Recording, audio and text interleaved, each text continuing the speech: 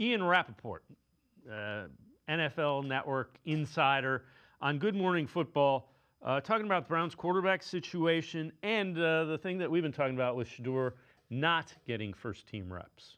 We'll start with the health situation. Dillon Gabriel suffered a concussion this past Sunday, knocked him out of the game, which is why Shedeur Sanders was playing in the second half. And every player is different, and the way every player responds to a concussion is different, and we'll see how Gabriel progresses through the protocol this week. But we've seen plenty of quarterbacks take really hard hits, miss a week or maybe miss 2 weeks, and able to come back. That certainly leaves a door open for Shedeur Sanders playing on Sunday. And yes, there was a lot of discussion, mostly online, about how this backup quarterback who began the year as a third-string quarterback didn't get any first-team reps.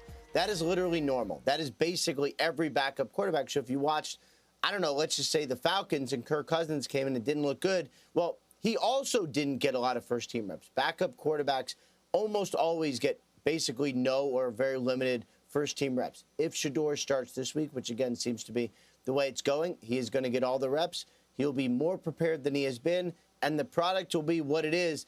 But I think you're right. At least for whatever reason, a lot of people are going to be watching the Cleveland Browns this week.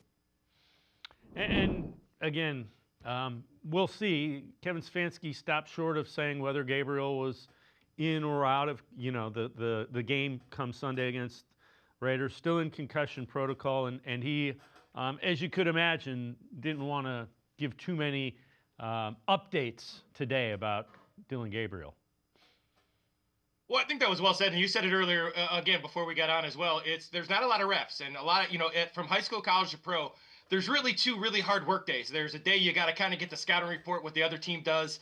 There's 2 live days in the NFL, like you said. There's not many live practices. That's why I think the special teams have struggled a little bit, but there's just not a lot of reps. And it's different when the backup. I say this to everyone. If the starter's a rookie and the backup's a rookie, you really got to give that starter even more. Even if you go 80-20, I was about a 90-10 guy. So my backup got a lot of maybe 1 out of every 8 to 10 reps.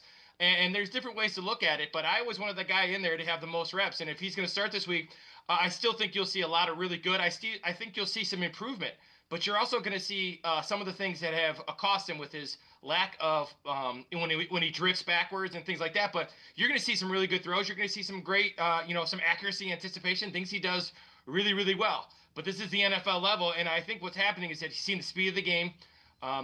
They're not sleeping on him. They're not setting him up for failure. I truly don't believe that. And I'm a lot of the outside noise. I watched every throw in camp. I watched every single throw from his college days. He can do all this stuff. It's just going to take some time. And Rapoport said it best. Backups don't get reps. You got to get mental reps. You got to work during the week. So we'll see what happens moving forward. But yeah, there's a lot of work to be done with that offense as a whole.